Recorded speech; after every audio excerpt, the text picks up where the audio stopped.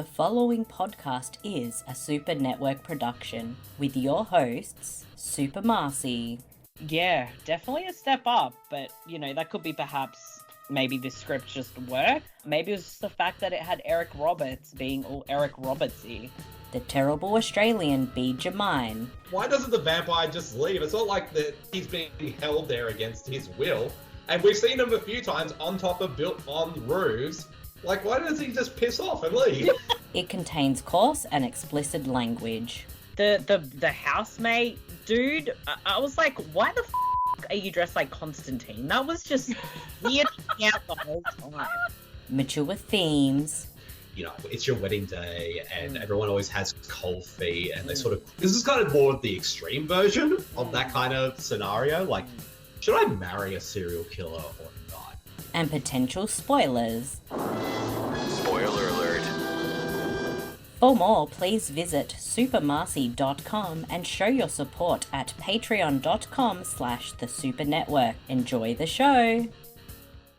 G'day everyone, this is Bede Jermyn, aka The Terrible Aussie, and welcome to episode 19 of Podcasters of Horror, the podcast where we dive into film and TV anthology shows, particularly at the moment, the ones that have been created by filmmaker Mick Garris. And with me, as always, is my lovely co-host, the one, the only, Super Marcey. Hello, Marcey, how are you? Hello. I'm doing well, thanks, Bede. How are you? Oh, not too bad, thanks. For all finished work this morning, and I arrived just in time to record. And I'm looking forward to getting back into podcasters, because it has been over a month since our last show, so... Yes. And we're at the very tail end now, Marcey, because we're ending our Fear Itself journey by talking about the last 3 episodes of the show. Yeah, Fear Itself was a much shorter journey compared to Masters of Horror, as Fear Itself was only the 1 season, and not even all 13 episodes made it to air in the US, so it's been an interesting journey, but a shorter one. Indeed, and we definitely have a lot to talk about with these final 3 episodes of the show, but before we do, Marcey, we have a very special guest. Yes, we do. Who is making her return on the show, because she previously was on the episode where we talked about the episodes Eater and New Year's Day. And that, of course, she is also the host of the awesome podcast, Thank God It's Friday, a horror podcast, and that is Kat. Hello, Kat, how are you? I'm good, thank you. Thanks for having me back. I thought I might have done my dash the first time. No. We thought you were like, I watched 2 episodes of Fear Itself. I that's all I need to see. I don't need to be on the show anymore. I've seen enough that I need to see. That's it. I'm out. No, I shouldn't do that. Peace out. And how have things been going with you, Kat? Really good. Very busy at the moment. I'm about to start my first block of placement for teaching. So that's on Valentine's Day. How special is that? And then, in the meantime, just the website Hear Us Scream, and we're starting volume 2 stuff at the moment for the book. So I'm meant to be getting onto an email to send everyone. It's on my to-do list. Indeed. And speaking of the book, which is Hear Us Scream, Marcey and I, we both recently got our copies. Well, I haven't got mine yet because they were shipped off to you, right, Marcey? So Yes, it was a very late Christmas present for Bede. And we also haven't caught up since they arrived, so the book is waiting, and then once Bede has his copy, then I'll be like, all right, I'll open mine and read some awesome horror essays. Thanks, Indeed. guys. That's so special. Thank you. No. Well, I look forward to reading the book and reading all the essays, because I did read the outline of all the essays that are going to be appearing in it, so I'm very much looking forward to reading all these different perspectives when it comes to the horror genre. Yeah, I'm excited for you to read it too. Indeed, just like we'll most likely have different perspectives about the 3 episodes we're talking today. Yeah. Indeed. But we'll get right to it, and we'll talk about the first of our final 3 episodes of the show. First up, of course, is episode 11, which is The Spirit Box. God, this is beyond lame. This is our last Halloween before you leave for Taiwan. And it's the most important date in the Wiccan calendar. We could be out running around naked in the woods, celebrating our womanliness. You know what we could do? In the spirit of Halloween? What? Have a seance. You're making fun of me. No, I just think it could be cool. Well, it's not really the kind of thing you want to play around with. Never mind, it was a lame idea. But do you really think it's possible to contact spirits? I don't know, I guess so. Do you? Oh, we must go somewhere when we die. I mean, don't you want to believe your mom is somewhere right now looking down at you? Sorry, Shelb, I didn't mean to. No, it's fine. It's fine. I guess it wouldn't hurt to make a spirit box. What's that? It's, like a device used to contact spirits. I don't know if it really works. I read about it in one of my books. That sounds cool. How do we make one? Which was directed by Rob Schmidt, who also directed the original film version of Wrong Turn, and as well as directed the Masters of Horror episode Right to Die. And this episode was written by, and I'm probably going to butcher his last name, so please forgive me, Joe Gagemi? I think. Yes, and he actually previously also wrote the films Wind Chill and Stonehurst Asylum. And this episode stars Anna Kendrick, Martin Donovan, Mark Pelligrino, and Jessica Parker Kennedy. And the plot summary for this episode is Emily D'Angelo is a dead schoolgirl who speaks to her classmates from beyond the grave. She reveals that she was murdered and she wants her friends to help seek revenge. Now, Marcy, this is your first time watching The Spirit Box. Yeah. Tell us your thoughts on this episode of Fear Itself. Yeah, so with most of them, I just go in. I don't really do any sort of background work or like look up anything, maybe just who directed it. Mm-hmm. So as I started watching this, I'm like, that's Anna Kendrick. And then I'm like, that's Martin Donovan.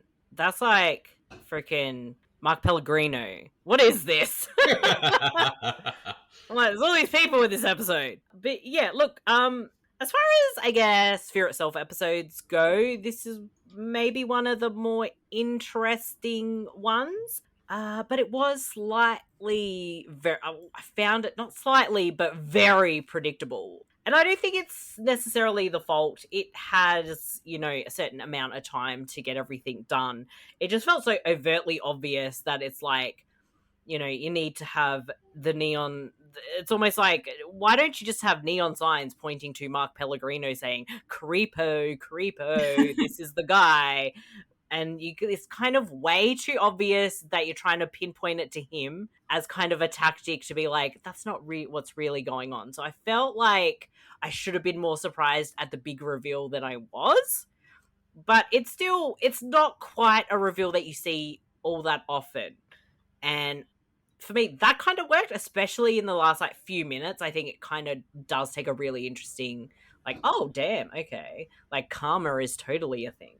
But yeah, overall, I would say it was probably, better than the average episodes we get with, we've had with Fear Itself. And the performances are fine. I think maybe they're a little bit too kind of goofy at times, but I ended up just enjoying the episode overall just for what it was. Yeah. And what about you, Kat? I really enjoyed this. It felt like a bit of a nostalgic slasher film meets supernatural, but in that comfy teenager sense. Like something you would watch as, your middle to late teens and really enjoy it. I really enjoyed it. I was like, wow, this is one of the better episodes of Fear Itself that I've watched. Because I continued watching after you both introduced me to the series. But Anna Kendrick felt a little bit out of league for this. Especially when we know how her career trajectory would be after this, because this was the same year when the first Twilight movie came out, which was the first big thing most people would have seen her in. Yeah.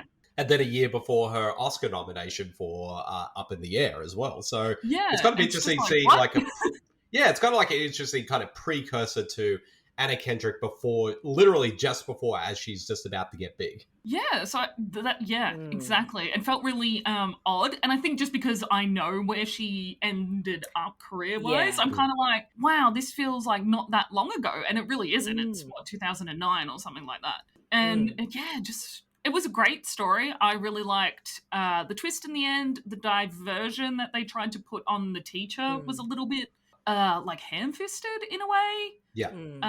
But I really liked how the story played out, and I was like, oh, didn't see that coming, which I didn't. I don't see a lot of twists coming in movies or even like books, video games. Like everything goes over my head. So when people even write it poorly, it will still go over my head. So I'm grateful that it did. Well, this is my second time watching the episode, and I got to admit, sat down to watch this, I completely forgot how this episode ended. Oh. Because I'm just sitting there, I'm thinking, like, because the episode obviously kind of puts a lot of red herrings on Mark Pellegrino's character as being... All the red herrings on Mark Pellegrino. Yeah. Like, and I kept thinking, like, it was Martin Donovan who killed her, right? That's who I kept thinking of, because, like, this is the second... Because Martin Donovan was also in Right to Die, so this is him re-teaming with Rob Schmidt for this episode.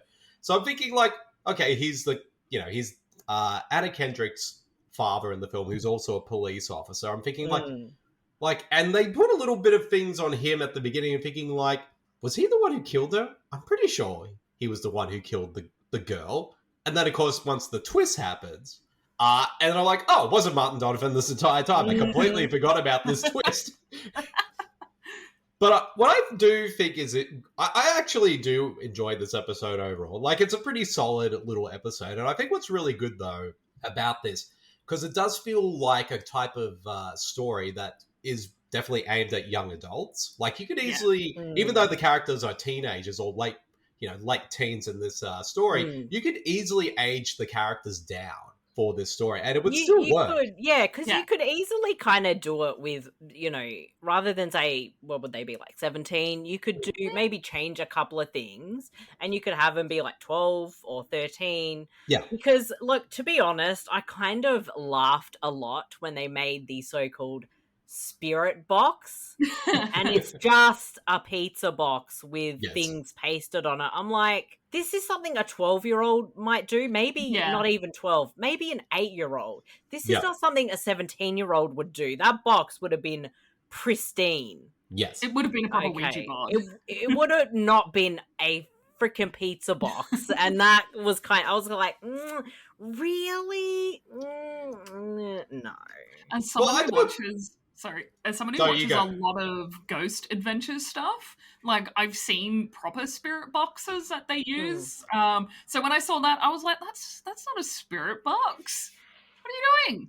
I was like, no. That's like holding a pizza box to ransom. That's what that was. Well, I do appreciate, like, I guess, because having seen a lot of films that use Ouija boards and stuff like that, I do appreciate that we have, like, a Ouija board that basically is the definition of a homemade one.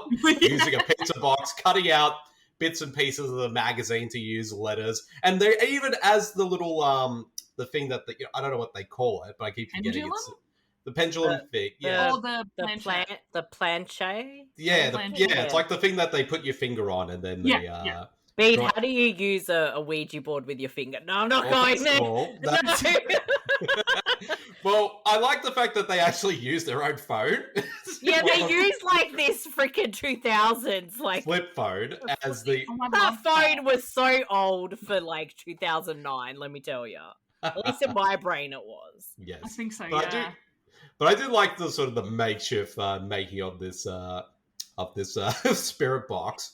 And, I thought the cast did pretty well for what they were given. I think it's definitely Anna Kendrick's show because she's like, gives a pretty solid performance all around. Martin Donovan, Mark Pellegrino, they're both fine, but they're not really given that much to do as with their characters. But I did like the actress who, played Becca?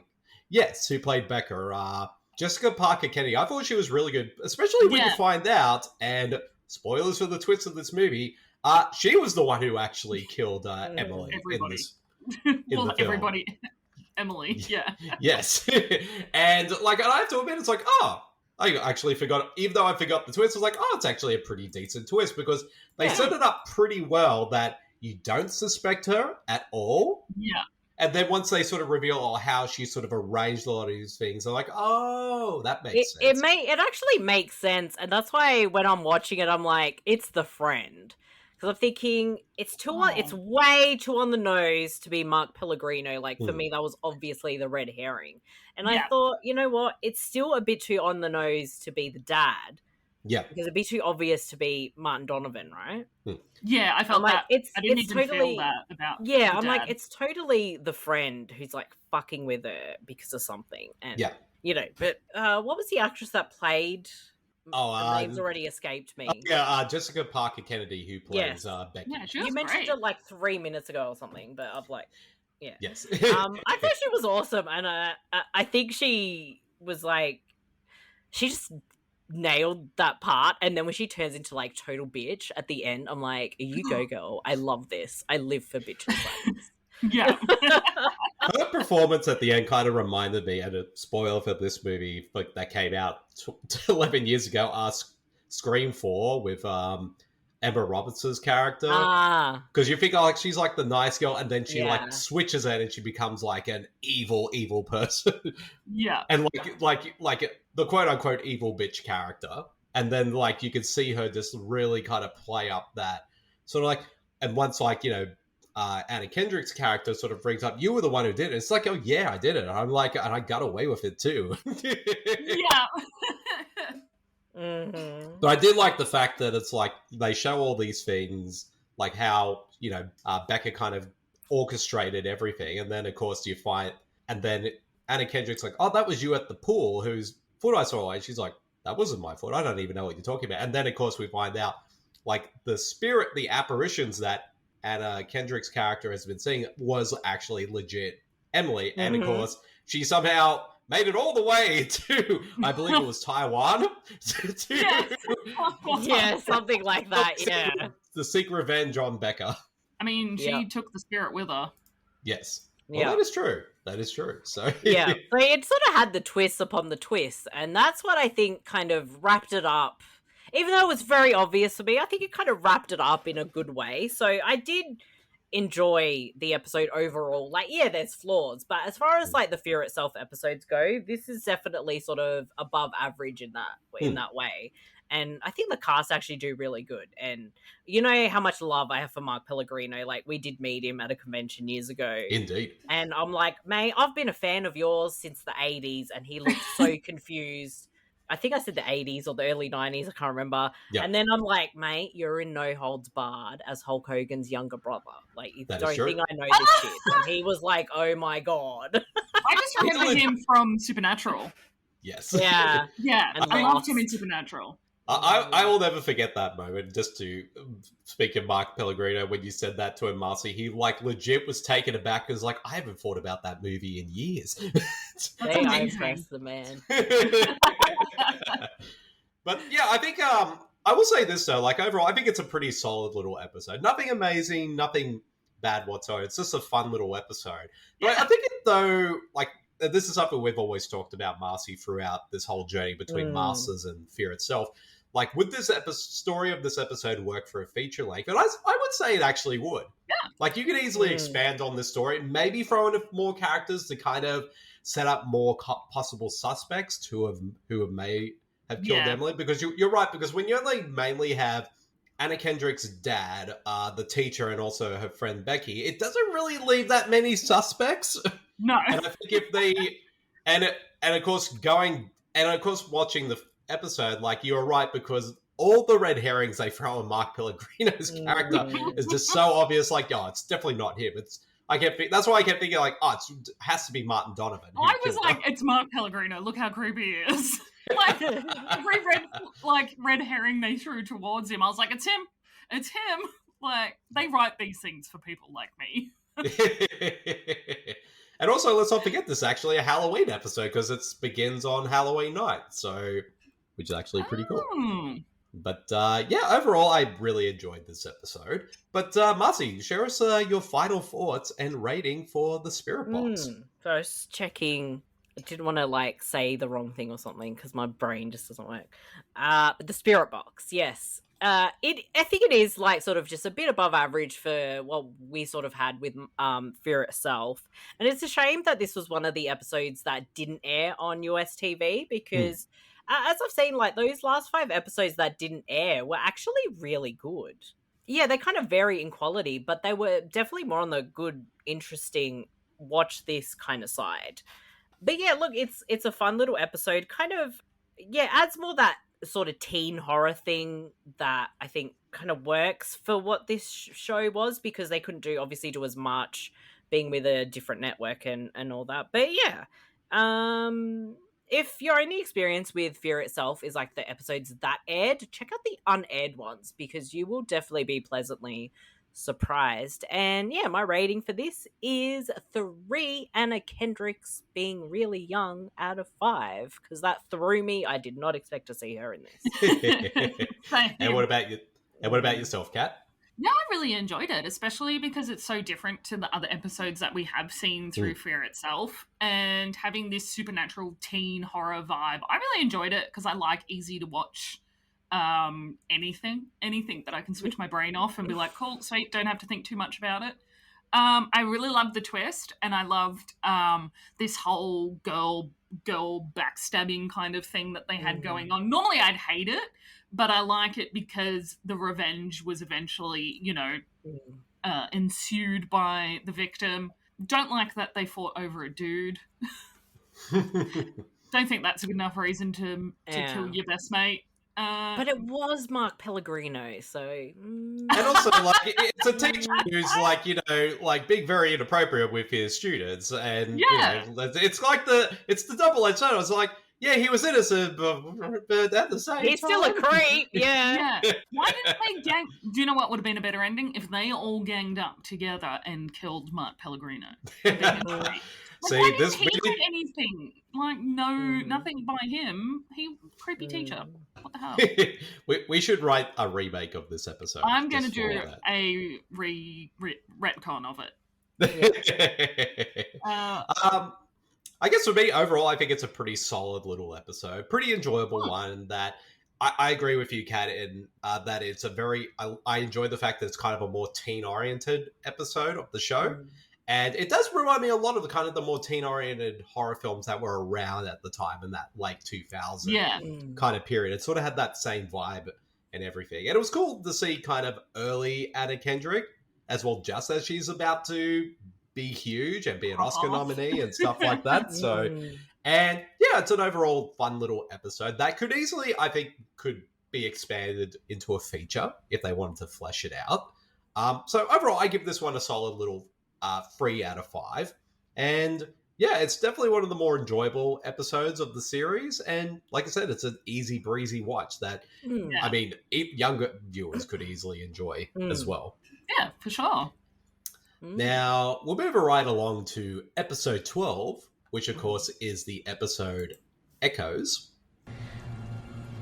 I say I'll go through fire, and I'll go through fire. If he wants it, so it shall be. They say he calls me, so I'm crazy. 4, 3, 2, 1. How are you feeling? I feel good. I was, in my house. It was different. It was, decorated like it was the 20s. It wasn't my face. It was this long face and a goatee. There was a woman there. I started recording the session about halfway through. And? Listen. What are you thinking? I'm thinking, for a priest, you ask a lot of nutty questions. You seem angry. What are you angry about? Zelda. Zelda's got my goat. I could kill that little slut. Things she says to me, I could slice open her throat, slip in my finger, and pull out her tongue. Who is that? It's you. Which was directed by Rupert Wainwright, who previously directed the films Stigmata and The Fog remake, but probably his best known work is directing the music video for MC Hammer's You Can't Touch This. I love that. And the episode was written by Sean Hood, who previously wrote the films the Conan the Barbarian remake, Halloween Resurrection, and The Crow Wicked Prayer. And this episode stars Aaron Stanford, Eric Balfour, Camille Guaty, I probably butchered her last name, so please forgive me, and Gerald Plunkett. And the plot summary for this episode, which I'm reading off Wikipedia, is a friendly man discovers that he was a sadistic murderer in a previous life. Now, Marcey, I know you enjoy episodes that have kind of a bit more of a high concept premise, and this one in particular deals with past lives and reincarnation. So what did you think overall of Echoes?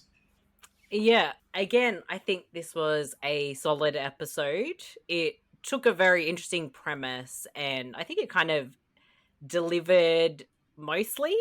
It kind of does get a bit confusing because it's almost, it treats it like it's a possession through a different timeline rather than being like a reincarnation, because they are copying what's happened before.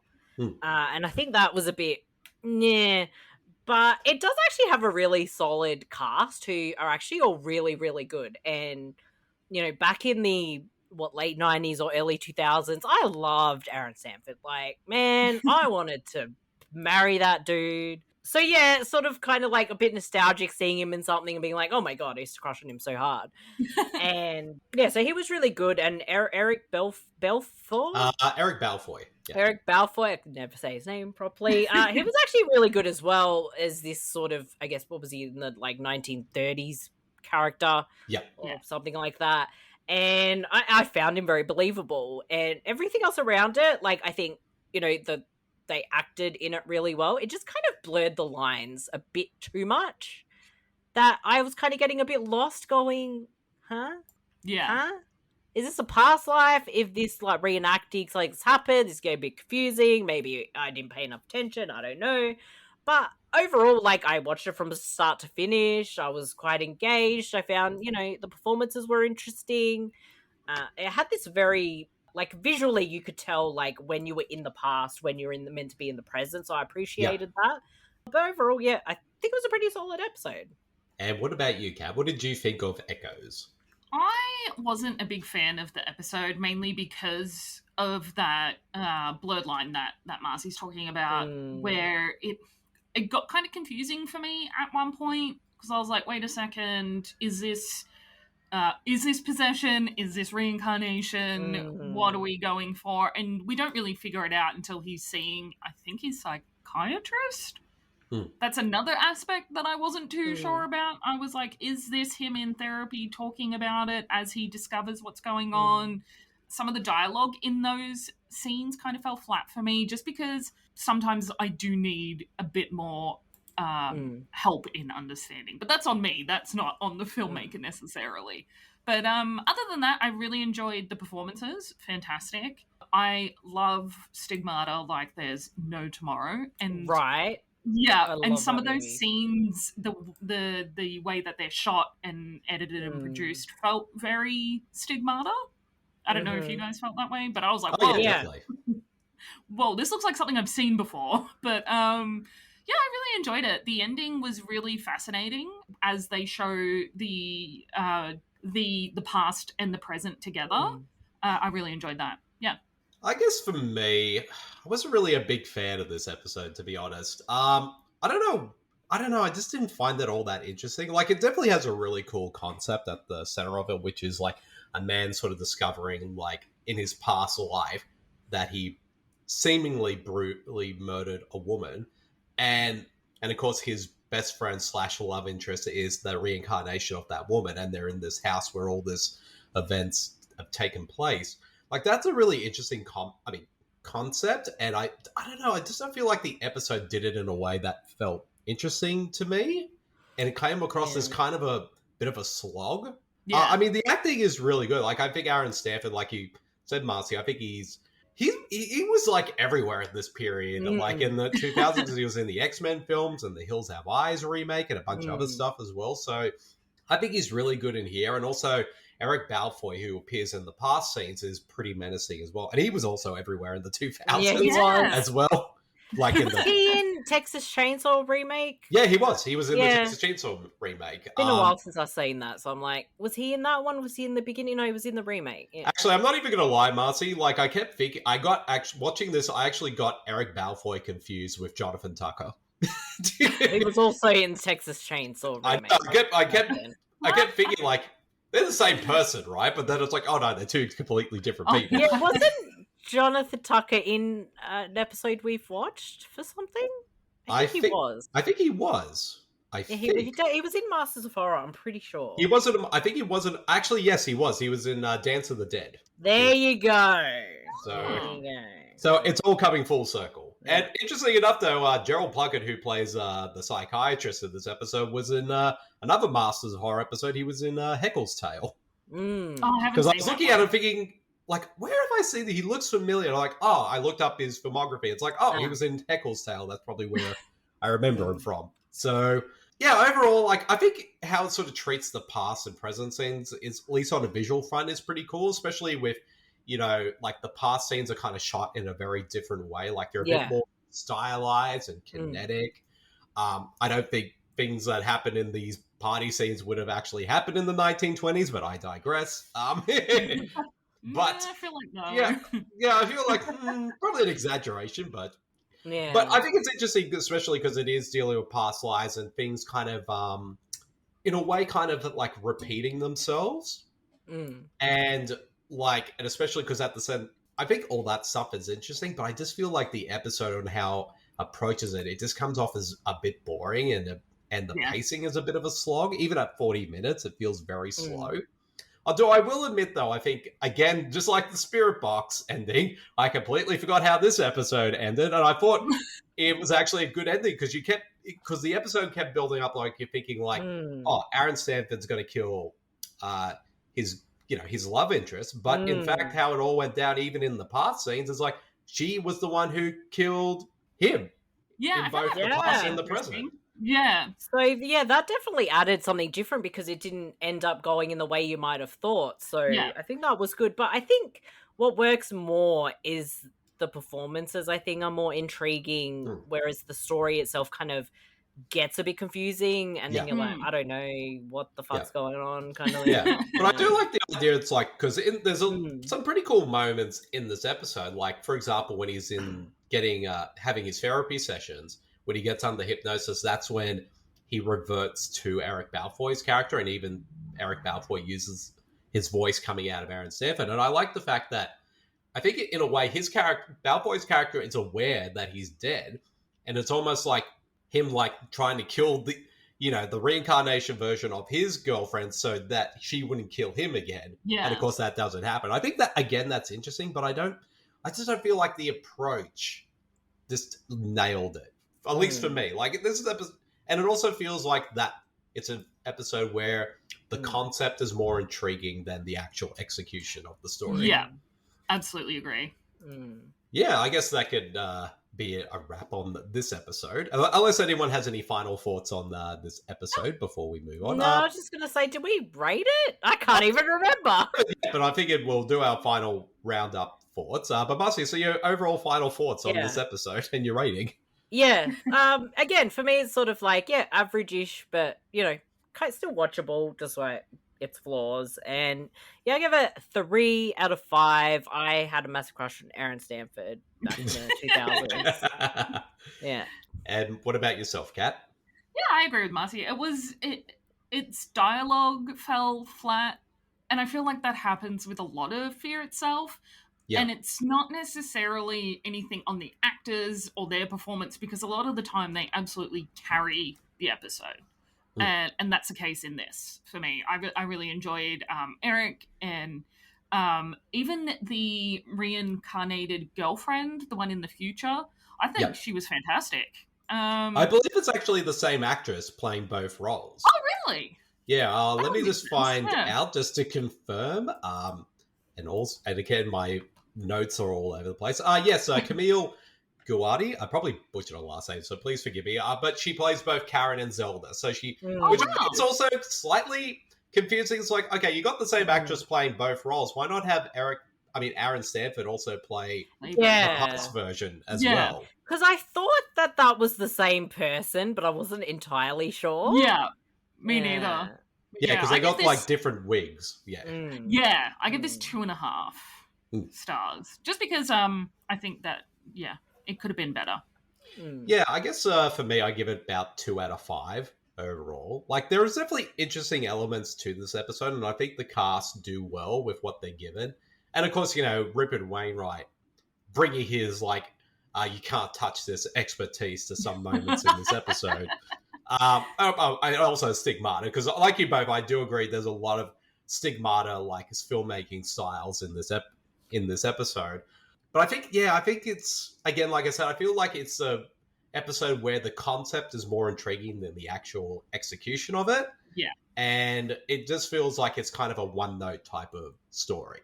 It's not something like the episode we talked about on another episode, Marcy, Chance, which had a kind of a similar high concept premise with a character dealing with his doppelganger, but I feel like they did more interesting things with that to kind of make it like more compelling. Yeah. But this is kind of like the polar opposite of that, at least for me anyway. Yeah. But we'll move right along to our very final episode ever of Fear Itself. Yes. And this episode is The Circle. The Circle, written by Robert Collins. Oh, fantastic. Oh, this is so great. Baby. When did you have time? Old Robert's been busy after all, huh? Oh, Brian, we were so worried. I don't know where that came from. I didn't write that. Well, of course not. Robert Collins did. Look, I'm telling you, I didn't write that. Brian, quit teasing. He and his wife escaped to the cabin in the woods for a long weekend. His purpose was simple. He needed to rediscover his muse. Autobiographical. I like that. But maybe a simple purpose in mind. Maybe that would flow. George. Go ahead, please. He believed that the tranquility of nature would help him, but it merely made the silence inside his head echo that much louder. After a year of days and nights of failure, he was visited one evening by his circle of friends and associates. I knew you couldn't keep a secret. Had nothing to do with this. They chose All Hallows Eve to surprise him because it was a special night in the man's life. You see, the world of the supernatural had been very good to the man. To all of them, in fact. Cheers to that. Cheers. Yet they, in their infinite wisdom, were not prepared for what happened to them on that Halloween night. Anita, that's enough. Shine. No, we need to stop. Shh. Let her finish. Come on, it's just getting good. We gotta hear what happens next. Which was directed by Eduardo Rodriguez. Now, he's probably one of the lesser-known directors that have been... who attach themselves to Fear Itself. But I have seen quite a few of his films. His first film, of course, was the horror film Curandero, which I have seen. It's a Mexican horror film, which was actually pretty cool. But he also directed the action films El Gringo, starring Scott Adkins, and Stash House, starring Dolph Lundgren. And he also directed... so he did those. And also, this episode was written by Richard Chismar and my arch nemesis, Johnathon Schaech. Who, of course, previously wrote the Masters of Horror episode, The Washingtonians, and also the previous Fear Itself episode, Ada. So they're back again to write this episode. And, of course, this episode stars my arch nemesis, Johnathon Schaech, Ashley Scott, Victoria Pratt, Melanie Nicholls-King, Sarah Deakins, and Eric Keenleyside. I probably butchered his last name, so please forgive me. And this episode, which I am once again reading from the show's official Wikipedia page, a writer stays at a small town to break his writer's block, but his story begins to happen to him and his wife in reality. I think the plot summary could have been a little bit better than that, but we'll move from this because there's a lot more to this one. But Marcy, so tell us about your thoughts on The Circle. Yeah, so pretty much these 3 episodes I all liked to a degree. I felt they were kind of, more above average episodes, and I think this one was as well. Again, a really intriguing storyline with, like, this book that wasn't actually, the writer doesn't remember writing it, and then all the things in this book start happening, like that stuff. I think, oh, that's kind of cool. Like, you know, you look at that, maybe like a Lovecraft, Stephen King type of thing, or, you know, John Carpenter in The Mouth of Madness type of stuff. And for a while, it's like really intriguing. Like, where is this going? But then it feels like it turns into Days of Our Lives for some reason towards the end, and I'm like, why? That was a bit annoying. And then it sort of just lost me at that point, and I was like, huh? It comes up with this whole, like, I don't know, affair, love, cheating thing, and I'm like, where did this come from? Why is this here? I don't get it. But, you know, again, I thought the performance was actually really, really good. Now, while Johnathon Schaech is your arch nemesis Bede, I actually thought he was pretty solid in this, and, you know, the writing, I think was pretty solid, but maybe kind of lost its way a little bit towards the third act, because something like this can be hard to, you know, wrap up, I guess. Yep. And what about yourself, Kat? I really enjoyed this. It kind of reminded me of like a Grimm episode. So I was like, I am all in for this. I really liked a lot of the special effects that they used, especially the scene where I think his publicist or his editor, I got confused about who was who. Yes. It was like his publicist, his editor, and his agent. So those were the other three characters. So. Yeah.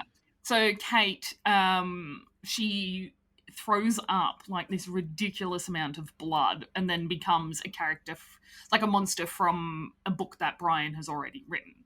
Yep. And I thought it was just so great. I was like, yes, an episode with heaps of blood. And yeah, I really liked the premise overall, that it's an occultist that is causing all of this as a revenge for Brian being a piece of shit.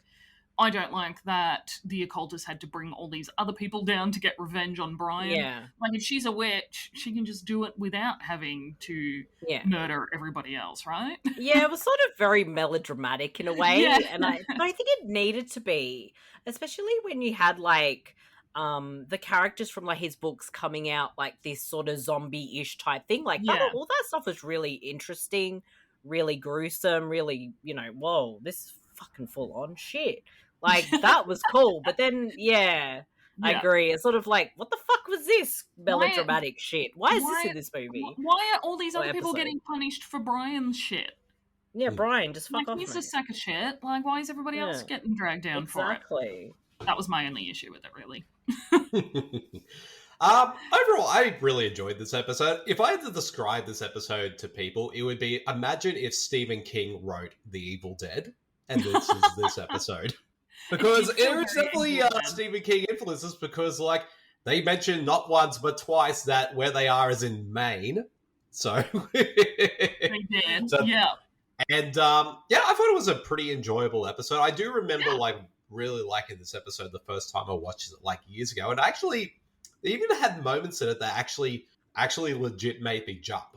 Like there like actual creepy moments in this episode. And even though, like, a lot of the blood that you see is kind of more black blood and stuff like that. Yeah. But they still looked pretty gruesome and cool. And I do like the concept of basically, like, you got Johnathon Schaech's character here with his wife and uncle and the other, his publicist, agent, and editor there at this, and he's struggling with writer's block, and then all of a sudden these two trick-or-treater girls. Yeah, that's right. And also this is another Halloween episode as well. Who arrive, drop off this book, and then, of course they read this book, and everything that happens, like you say, Marcy, is reflective of everything that is happening. And like they try to figure out ways on how to stop it, while basically this black goo is infecting and turning them into these kind of demonic creatures. And I thought it handled the concept pretty well. And I have to admit, again, this was another episode, like, there were a lot of things I remembered about it, and there were other stuff I completely forgot. Because I had just assumed that the witch at the beginning was Johnathon Schaech's character's wife that he left for another woman. That's what I assumed. That's what I thought it set it up as. But it's like, oh no, he was having an affair with her, because she gave him the power to kind of write new stories, because he was suffering from writer's block. And his wife, played by Ashley Scott, was not aware of this. And I think it's interesting in that regard, because I think the episode handled pretty well. But I could definitely see the soap opera element that you both describe. But I think to sort of answer your question, Kat, about like why do these other three people have to suffer because of Johnathon Schaech's character's mistakes? Well, you could easily say that these three are profiting off her work rather than, because he's basically taken all the credit. Like, and I think she was the witch whose name I can't think of at the moment, so I'll just call her that. She was happy to do that because she was like all into Johnathon Schaech's character, and of course he tossed her aside, and so this is her getting her revenge. And so I guess she has pretty much every right to, especially going after the people that again profited off the actual work that she did with all these horror books that have happened. And I do like the fact that like even the other horror novels that Schaech's character wrote also come into play, because the things that happen to these other characters when they get turned into demons is reflected from that book as well. I thought it was pretty cool. And I like the fact that, why is this book episode called The Circle? Because not only is it the name of the book that's in it, you realize at the end, this is not the first time this has happened. This is probably the 100th time, because it's a time loop type of story. Curse that she's so they have to and they have to relive this whole nightmare over and over again. And of course, they're not aware that they're in a time loop as well, which I think is also kind of refreshing. So yeah, they have to just keep being punished over and over and over again. So overall, I really enjoyed this episode. Yeah, I thought it was a really fun idea. I think of the episodes that Schaech and his co-writer, Richard Schusmar, who's also a horror novelist in his own right, of the episodes they've done between Masters and this show, I think this is definitely their best screenplay that they've written. And I think it's sort of, and Eduardo Rodriguez definitely, like, he definitely tackled this episode like it was an Evil Dead type of story. So, and he just, like, you can tell he's relishing the opportunity to kind of play with that kind of formula with this episode. Yeah, I really liked that about it. Yeah, it was definitely an interesting, different one, and I did like the style and how it looked visually as well. Yeah, and I would say even though this was like the very last episode of Fear Itself, I think it was probably a pretty strong episode to end the series on, because I sort of noticed like with Masters, like that series, the first season ended with Imprint, which is like one of the most disturbing things that has ever done for television. And then of course when Masters ended with season 2, it ended with probably one of their worst episodes with Dream Cruise. So it was nice that they went out with, even though Fear Itself, despite its flaws as an overall series, the series kind of, at least for me anyway, kind of ended with a bang with this episode, which I thought was a pretty solid and enjoyable one. Yeah, I would say I much enjoyed watching this than Dream Cruise or whatever that episode was of Masters. But Marcy, what are your final thoughts and rating for The Circle? Yeah, well, I've actually given the same rating to all three of these episodes, and I didn't even realize it. But again, something I enjoyed. I thought was above average, especially for, I guess, what we've seen with Fear Itself. Like, the last 5 episodes were really good stuff. Pretty solid. And again, a shame that they didn't air on TV. They just cancelled it after, without doing the full season run. But yeah, again, decent episode. Definitely check it out. And I give it 3 out of 5 Johnathon Schaechs doing Johnathon Schaech things. P.S. I do love you, Johnathon Schaech. Please come on our podcast one day. Yes. And he can yell at me for an hour. And you're a really good-looking silver fox. I completely agree. Yeah, wow. I mean, and what are your final thoughts on this episode, Kat? This is probably my favorite episode of all the episodes that I've watched from Fear Itself. Mainly because, like I said, it felt like an episode of Grimm, and I love that TV show. I love Supernatural. Anything where this kind of story writing would take place in an episode. So I just felt like I was watching some of my favorite TV shows. But a few things for me would be that it did feel like an episode of Days of Our Lives in some parts. I was kind of confused by that because I just didn't understand. I think I left the room for 2 minutes and I came back and there was like a whole Days of Our Lives episode transformation happening. And I was like, oh crap, what have I missed? But I give it 3.5 out of 5. I really, really, really enjoyed it. I love the whole concept that this has been on a time loop, that this keeps reoccurring. And I wonder now, is that what happens every time that the time loop occurs, that it comes around? Does the same thing happen? Does something different happen? Yeah, I think it's really great. Yeah, well, I think it's interesting because, like, when the wife, played by Ashley Scott, looks at the book, it's like that, like, it's like, and I can't remember the exact phrase that was written, but it was like everything went back to normal at a specific time. And it's been written in the back of the book hundreds and hundreds of times. Yeah. So I don't know whether it's because, you know, they leave that in the book, and that it's like a shocking revelation to her every time she reads the book. It's like, oh, this has happened before. And then, of course, it resets just after she dies, and then they have to go through it again unawares that they're in a loop. But overall, I really enjoyed this episode. It's definitely one of the stronger episodes of Fear Itself for me. Definitely one of the more creepier ones as well, because I think Eduardo Rodriguez definitely brings a lot of creepy elements in the story. And it's a good kind of like cabin in the woods, like one set type of story. And I think it handles it pretty well. Like, it has that sort of claustrophobic feeling through it. And I think the cast do pretty well with their performances. And it was just like a pretty cool kind of little spin on Evil Dead. If, like I said, if Stephen King was given an opportunity to write it, because I imagine this would be how he would do an Evil Dead film if he actually wrote it. Something like that, yeah. But so if I had the rate, I give it about 3.5 out of 5 as well. But so that is the end of Fear Itself, Marcy. I'm so sad. Indeed. But also not, because that means we get to move on to different things and new things that I haven't seen, and I'm very excited for the future of Podcasters of Horror. Indeed. I guess, like, before but have you watched all the episodes yet of Fear Itself, Kat? Or... No, I've just been picking and choosing at the moment when I have time. I'll put it on while I'm working. So I think I still have like 4 episodes to go. Right. Yeah, I was going to say, Marcy, like, overall, how does, like, having watched all 13 episodes, how does, like, at least Fear Itself compare to Masters, but also on its own as a series? Look, I think on its own, it's a pretty solid anthology type of show. It's not as good as Masters. There was a lot more budget and stuff, you know, on a different network and so forth. But I think if given maybe, if they gave it maybe a bit more money behind it, a bit more faith in it, you could have had, you know, a few seasons of something really interesting. But as it stands, it's an interesting watch. It's worth watching. I don't regret watching it, even with the really shit episodes. At least there's something, you know.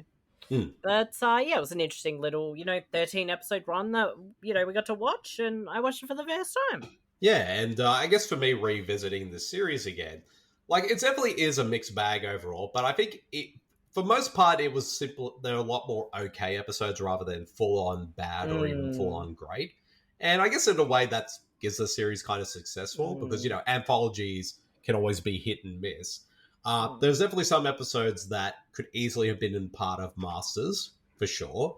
But like you said, like, I think if they had a bit more money into the budget and also a bit more faith behind it, maybe worked on the scripts a little bit more and maybe didn't feel like they had the tone down because they were on a network, like a TV network show, a prime time one, I should say. I think it probably would have been better. But overall, I think it's a pretty watchable one. Some episodes, of course, better than others. But yeah, it was kind of interesting kind of revisiting this show after so long and just sort of seeing how I felt about it overall. But our journey with Mick Garris's anthology works isn't quite done yet because on the next episode, which will be episode 20, we're going to be diving in the most recent anthology work that he has done, which of course is a film, which of course is Nightmare Cinema. So we'll be talking about that on the next episode of Podcasters. Yeah. And then after that, we'll be moving away from everything Mick Garris created, and we'll be exploring anthology films and also anthology TV shows as well. Yes, branching out, doing a bit more different things, and I'm very excited. Indeed. And also, Kat, thank you very much for coming back on the show. Thanks for having me.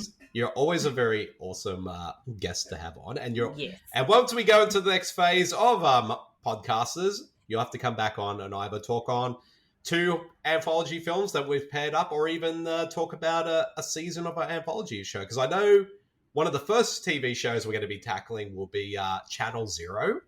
Ooh, So we're going to go through all those, all 4 of those seasons, but we're going to interchange them and like tackle one season every 2 months in between movies. And we've got quite a cool list of films to talk about. So you'll have to come back on and join us for one of those episodes. Definitely. Yeah, if not, it'll definitely get me watching it again. Well, watching it for the first time. I've seen a lot of talk on Twitter about Channel Zero, so... I guess I haven't seen it, so... It's basically become the new Masters in sense like it's one of the more underrated anthology shows. And some say it's probably one of the best ones out there that have been in the past few years. Yeah, I'm pretty excited for us to check that out soon. So, yeah. Should be good. Definitely. Thank you for being our lovely guest. And where can people find you on the internet so they can check out all your cool stuff?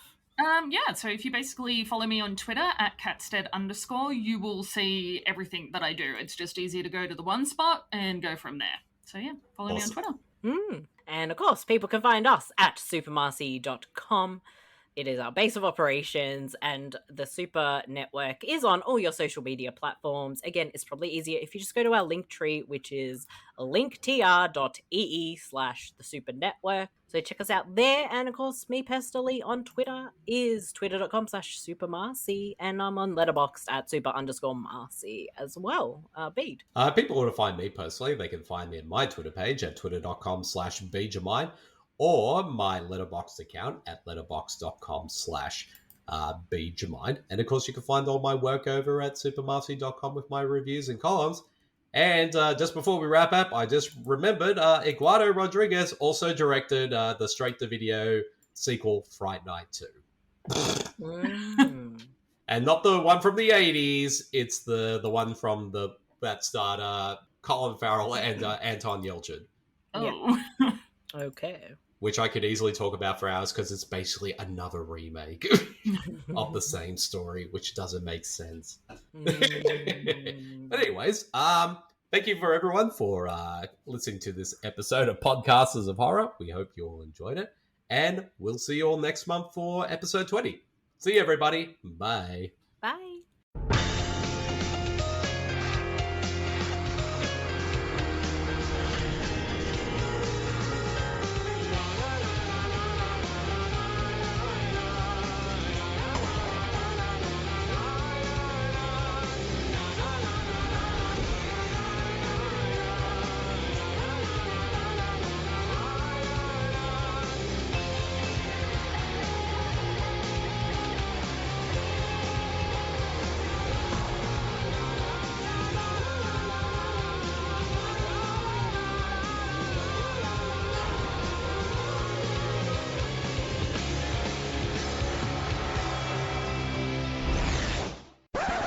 The Super Network is proudly sponsored by Surfshark VPN. Why would you have a VPN in this day and age? Well, a lot of people are quite concerned about tracking and their online privacy, and using a VPN ensures that you are safe and secure online. Surfshark VPN provides a lot of extra added layers of security, as well as ad blocker and a kill switch if your information is ever compromised. A great bonus feature with having Surfshark is something is not available on your streaming service in your country. You just pop on that Surfshark VPN and you can probably find so much more streaming in different countries. If you want to find something like Masters of Horror, it is available on Tubi, so just select the correct country and you'll be able to watch such a great and fantastic show. Surfshark VPN is one of the most reliable and cheapest of the VPNs out there, with up to 81% off offer when you subscribe for 24 months. Please use the link surfshark.deals/supernetwork to take advantage of this amazing deal. You can also find the link in these show notes. Thank you, Surfshark. Surfy shark do do do do do do. Surfy shark do do do do do do. And now back to the show.